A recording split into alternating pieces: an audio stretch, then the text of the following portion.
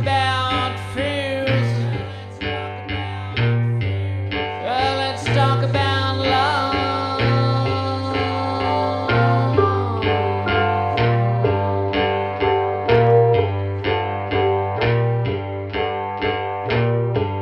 Yeah, I got fears, but I ain't got no love. All right, welcome back to Unsolved No More. Appreciate you hanging out with me today. Today's Sunday. I just got done doing some research, and I just wanted to talk a little bit about choosing cold case detectives or advocates to follow. Now, as you can imagine, I get a lot of emails and questions about, I have this case, I don't know where to turn, I just hit a brick wall, and people get desperate.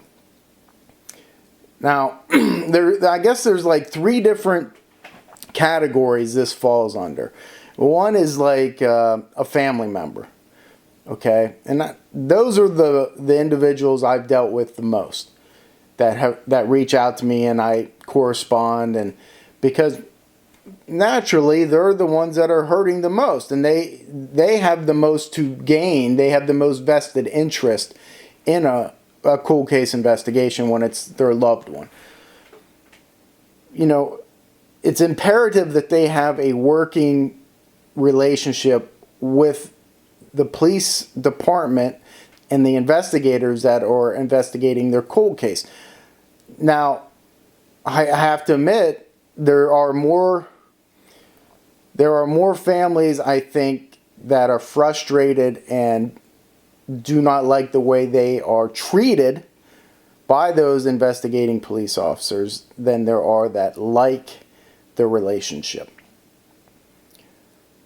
But those investigators are the ones that hold the cards.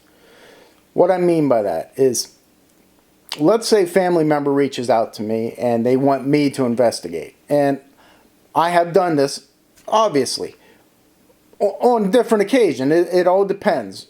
I will never turn my back on them. I'll give them advice, but I have to be upfront and say, well, there's only so much that I can do as an investigator. The investigating department, this jurisdiction that has that case, they hold all the cards because they have all the evidence. They are the ones that can take it to trial, not me, and not other investigators. So if a family member wants to hire me to figure out, hey, who did it? Who most likely did it? What type of person did it? What happens? Well, yeah, for the most part, I think we can deduce and figure that out. But if you're looking for, because people's type of justice is different. If you're looking for somebody to take the case to trial and sentence the individual and put them in jail for life, I can't do that. Other investigators that are not current in law enforcement can't do that. That's why it's important to have a good working relationship with the investigators. I got to tell you though, through my experience, a lot of people are not happy, and that frustrates me. The simple callback, that's to me everything.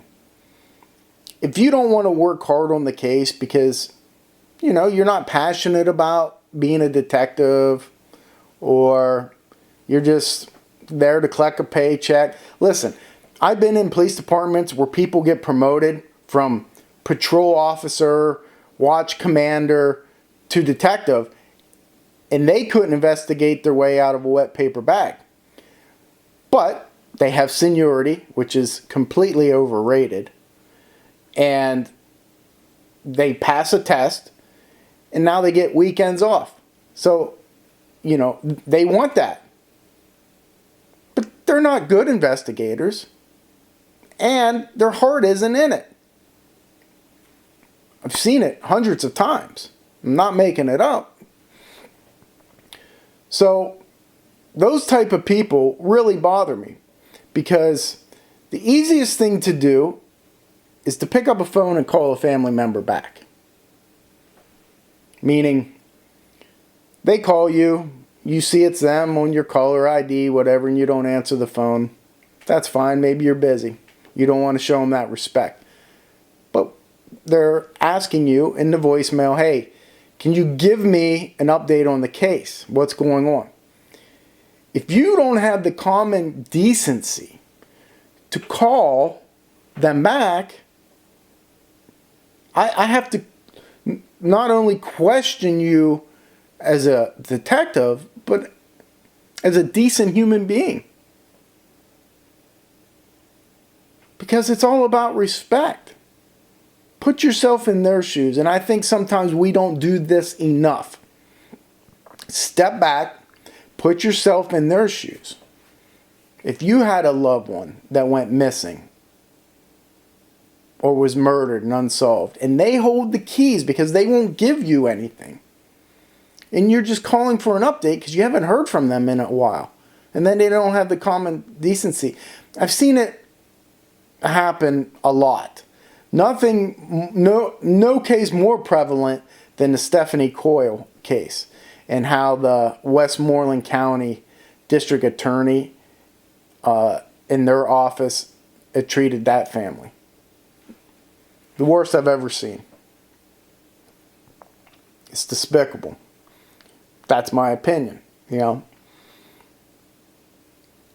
So, yes, family members, good working relationship with the police department. When they have that and they have a good detective, I think that's the best there is.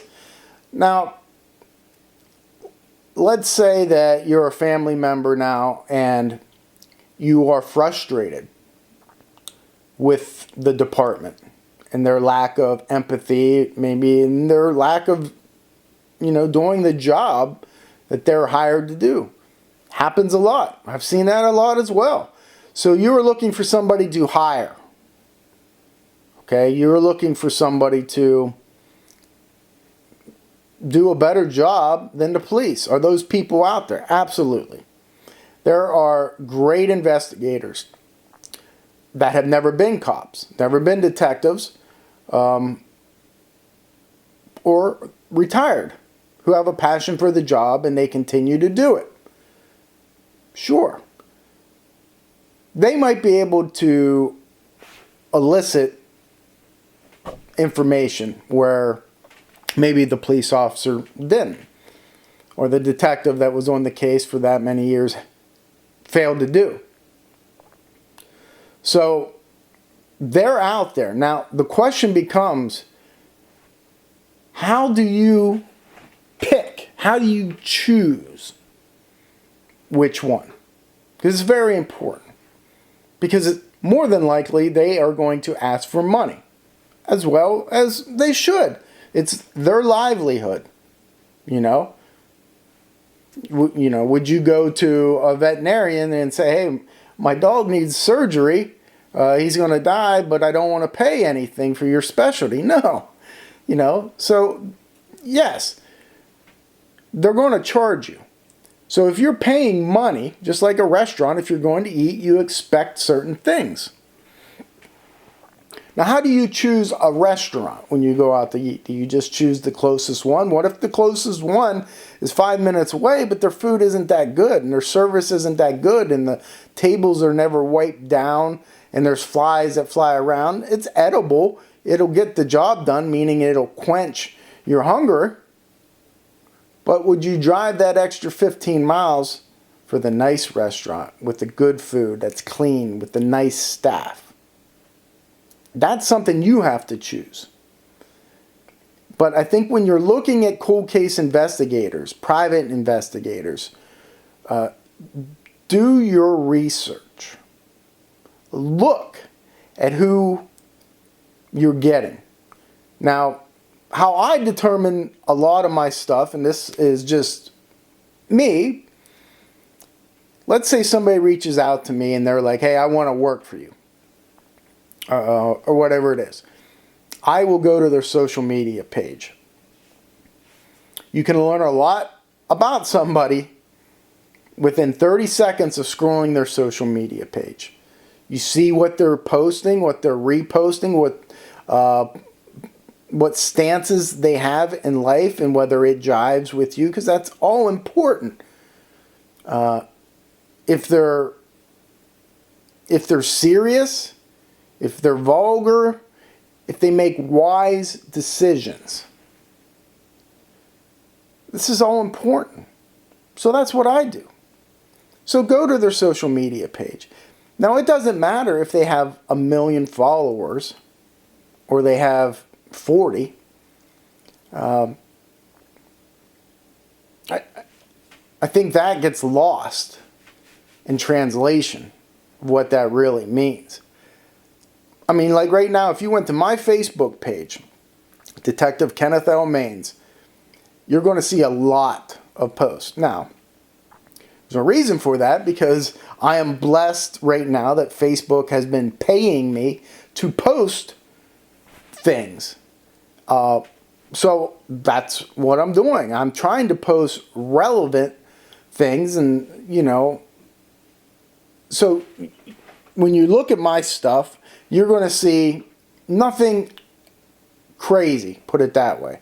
You know, you're not seeing me at Mardi Gras with beads around my neck and my shirt pulled up. Okay, you find a private investigator that has that on their page, you might want to take a step back and say, is this the right guy to be investigating this for me? Another thing that you want to look for, and it's not as important as passion, because that's I think going to be number one, but it is experience. Now, let me qualify this. You don't need somebody that was a homicide detective. Plain and simple. Okay? I met homicide detectives that, like I said, they can't hold a candle to some patrol officers that I know. That's irrelevant. Are they respected by their peers? Do they have passion for the job? And are they educated? Meaning, maybe they did 20 years on patrol as a detective, whatever it is. Maybe it's a combination of that, college education, post-education type of certificates.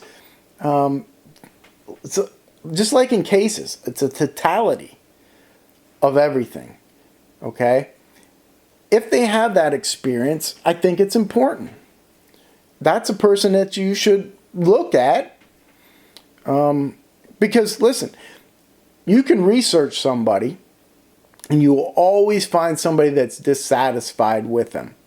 That's a reason I told you that I don't like comments. I don't read Amazon reviews. I don't read Yelp reviews. Because, literally, there's some crazy people out there and you just can't satisfy them. You're always going to find somebody that doesn't like you, for whatever reason it is. So when you're doing your research, don't get harped up on just that. Take the totality of everything. Look inside of them and see what their passion is, what their experience is, why they're doing this. I could say the same thing for YouTube channels, true crime YouTube channels. You can tell within the first 20 minutes the reason somebody is doing something. And then make your own mind up.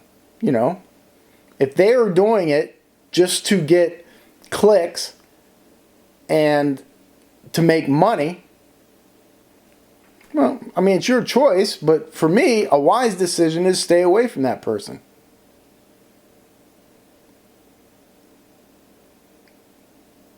If you get an individual that claims, you know, because they've been on TV or something, that they're an expert. That's not necessarily true either. Just because someone's written a book doesn't mean they're an expert on anything. Okay? And I've written several books. Doesn't mean I'm an expert on it. Okay?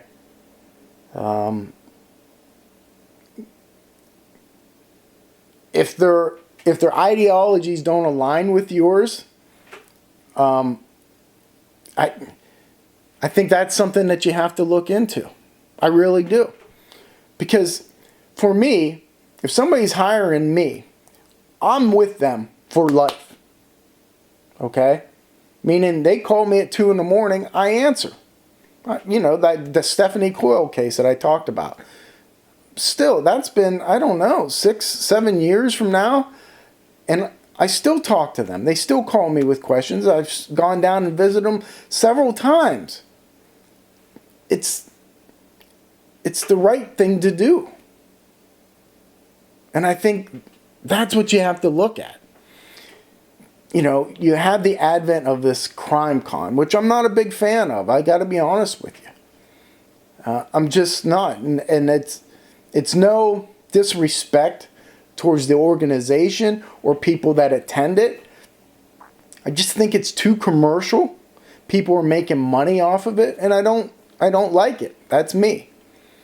So just because somebody is invited to speak at CrimeCon and they go and speak, they're not an expert. So watch who you're reaching out to get information from. You know, I was asked to speak at CrimeCon, the very first one, and the second one, I think. Doesn't mean I'm an expert. I'm just a detective. You know, do your own research. You know, watch a person, see their mannerisms, how they react to other people, their kindness. Of course, you have the right, hey, I want somebody who will give me information on this crime. I don't care if they're a jerk. Well, then that's fine. I wouldn't want to work with that person for the rest of my life to try to find out information, but if you want to, that's fine. Everybody's different. I just find it, I get a lot of emails, especially with doing the new show, Exit Unsolved. And I get emails saying, well, I've already reached out to like Dateline or 48 Hours, and they haven't gotten back to me. So I'm waiting on that. Well, you'll probably be waiting for a little bit. And don't hold your breath. They will pick and choose what they want. They have a certain format that they're looking for television. And then the inevitable question comes, who do you recommend as a private investigator? And I never recommend anybody because it's arbitrary. You know what I mean? Who I believe may help you is totally different from somebody that you need. Let's say that your ideologies are completely different than mine. How can I recommend somebody for certain things? It's very difficult to do. And maybe I overthink it. But that's who I am. I overthink a lot of things. There are great private investigators out there. Great detectives. You know, and I had a video the other day in an interview. They said, well, Warner Spitz said that you were America's greatest detective. Do you believe that? I said, absolutely not. I appreciate it, but it's far from the truth. Okay? There are hundreds, if not thousands, detectives that are better than me that either A, don't get the publicity that I get, or they just haven't been recognized. But, you know, they're just as good or better. And, you know, those are the ones you want when they retire to become private investigators. I guess, just look for somebody that has the passion to do it. And then if they have the passion, see if they have that education. See if they have that work experience. And if you can get a melding pot of that, you'll find a great investigator. They're out there. Make no mistake about it. So you'll find them. Also, I'll discuss a little bit here about these YouTubers who are doing it for the wrong reasons. I would just encourage you not to. This is just like an impressionable child. Don't encourage it by falling into the trap. And that trap being a clickbait type of headline that you click into. And you watch. Some of these people have no idea what they're talking about. None. And they spew this rhetoric to the masses, and then it gets put into the mainstream as if it is fact. That's dangerous. And I don't like how that's heading for true crime. Now, let's discuss the people that do it for the right reasons. And there are a lot of those out there as well. Now, again, I don't watch true crime YouTube stuff. I just don't. But I know the names of some. Some have reached out to me. And there's others that have said disparaging things about me or twisted my words and put them on their YouTube page. And again, I think you just have to kind of know what type of person they are, I guess, and determine for yourself whether you want to listen to that. I find it quite amusing that I can be the topic of somebody else's YouTube channel or a video or the topic of a podcast. I find that amusing. Like, you don't have anything better to discuss than Ken Mains? I mean, not really that interesting. You know, you want to talk about, you know, what I said, how I assessed this. Some of them, they're well intent. Others are just, I think, clickbait. They want to get people there. And then there's some jealousy there. And so they want to, or I don't agree. That's a big one. If I don't agree with somebody else, or they don't agree with me in their assessments, then all of a sudden I'm the bad guy, or, you know, I don't know what I'm talking about. I just find that amusing. People will reach out to me and send me emails. Hey, did you see this guy did a whole video about you? You're on the thumbnail and everything. No, I didn't see it. I don't care to see it. I don't live my life worrying about what others think and say about me. I do my own thing. I stay in my own lane. And that's why I don't really have guests or anything like that. Now, that may change in the future. But right now, you know, I just stay focused on the task and do my own thing. I do this for the right reasons. And they're twofold. One is because I enjoy talking about mystery. Doesn't have to be cold cases. Mysteries in general. I enjoy that. I've always enjoyed that. So I can do that here and make money. Okay? So, and then the third thing is I have empathy for these people, these cold case victims and their families. That's why I do it. Those three things. I would still do this if I didn't make money off of YouTube. If Factor Meal and all these other places didn't sponsor me, I would still do this because I enjoy it. And I enjoy that people watch this and they enjoy it. You know what I mean? By meaning I would still do this if I didn't get paid. I would still look at cold cases. I would still look at mystery. Billy the Kid faking his death. Jesse James. You know, so many different mysteries and cold cases. Maybe I wouldn't be putting it on YouTube as much.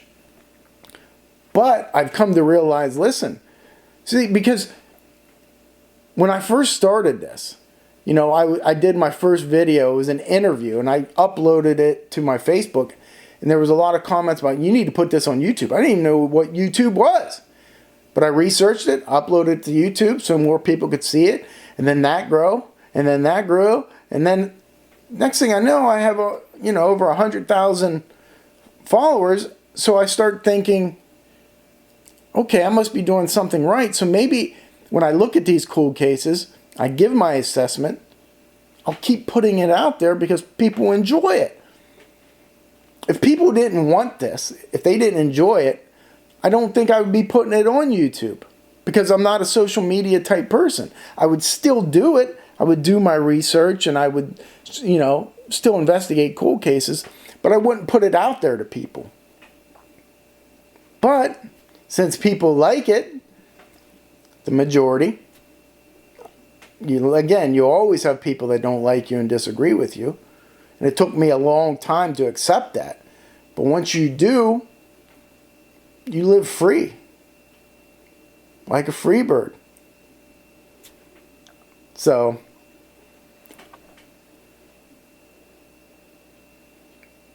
I must have digressed there a lot because I don't remember what I was even talking about. But choose who. Advocates are different. Advocates are different than investigators. Okay? These are the people that know social media. They created a page specifically for that missing person or that unsolved homicide. Like Julie Ferguson, that case. And you have, I believe, Julie Strobel is her name. Great person and great advocate. You fight to keep their case open so people don't forget. Those people, for the most part, I think, are phenomenal. Phenomenal people to do that. They're not trying to solve the case per se. They're not saying they're better than anybody else that's investigating the case. They're just keeping it out there. Reaching out to people.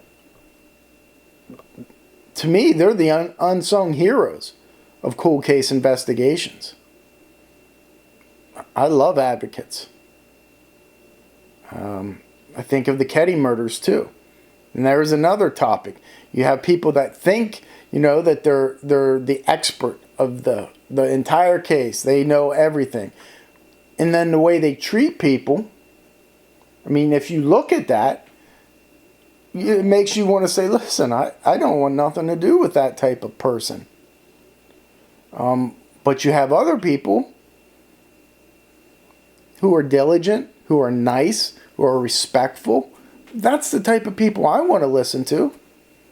The other person might have more knowledge of the case. But, I don't want to be associated with those type of people. And you shouldn't want to be either. It's about a wise decision. What is a wise decision? That's how I base things off of in my life and in investigations. What is the wise decision? And I haven't always made wise decisions. Trust me on that. I put myself in a lot of difficult situations because of my mouth or because of, I don't know, bad choices, bad decisions. And now, you know, some of these people who claim that they're experts or whatever they are, they have a forum. They have YouTube or they have Facebook, they have a website, and they put out this information and they claim to be such experts on a matter, but they're not. But they trick the masses like Houdini. You know, they trick people.